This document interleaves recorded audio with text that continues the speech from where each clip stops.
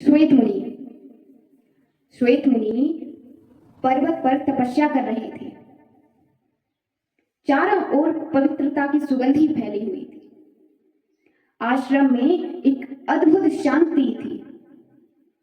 तपस्या के प्रभाव से वातावरण भी पवित्र होने लगा।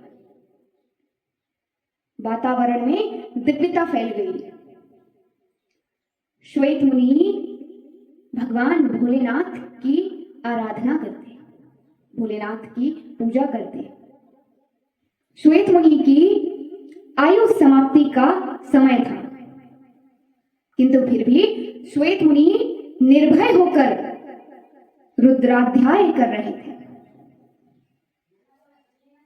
लेकिन श्वेत मुनि निर्भय होकर रुद्राध्याय का पाठ कर रहे थे और तभी उन्होंने क्या देखा कि सामने एक विकराल आकृति वाला, जिसका पूरा शरीर काला, भयंकर काले रंग के वस्त्र, श्वेत मुनि ने करुणा भरी निगाह से भगवान भोलेनाथ को देखा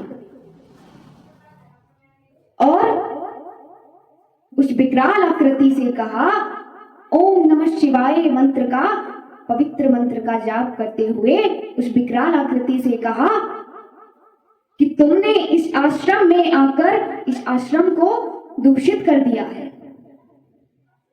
तुम्हारी इतनी हिम्मत, इतना दुस्साहस कैसे हुआ? ये आश्रम तो भगवान भोलेनाथ की कृपा से अभय है।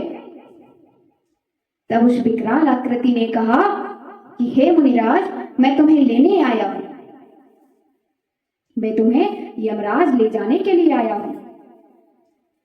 विकराल आकृति ने अपना परिचय देते हुए कहा कि तुम अब इस धरती पर नहीं रह सकते हो, तुम्हें मेरे साथ यमलोक चलना पड़ेगा, इसलिए मैं तुम्हें लेने आया हूं, मैं तुम्हारा काल हूं। तब श्वेत मुनि ने कहा कि तुम नीच अधम हो, क्योंकि तुमने भगवान भोलेनाथ की भक्ति को चुनौती दी है, तुमने भगवान शंकर की भक्ति को चुनौती दी है और कहा कि भगवान भोलेनाथ तो कालों के काल महाकाल हैं।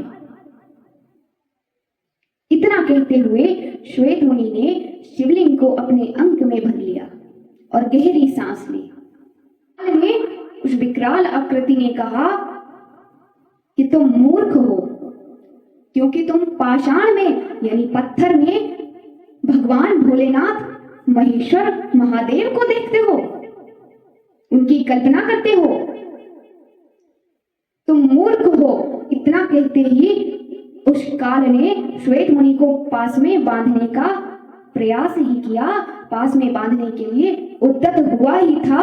श्वेत मुनि ने कहा कि धिक्कार है तुम पर, परम चिन्मय महेश्वर महादेव को पाषाण कहते हो, उनकी निंदा करते हो।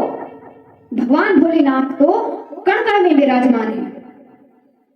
तब उस विकराल आकृति ने कहा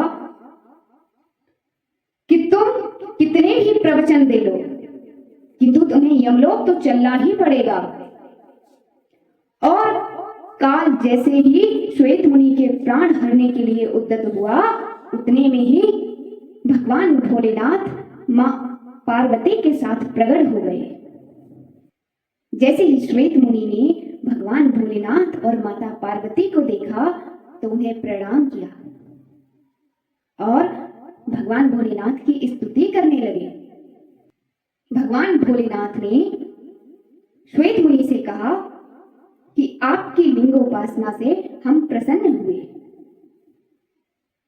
क्योंकि आपने अपना विश्वास अडिग रखा, आपने विश्वास नहीं डिगने दिया और काल के समक्ष होने पर भी आपने भगवान भोलेनाथ का साथ नहीं छोड़ा।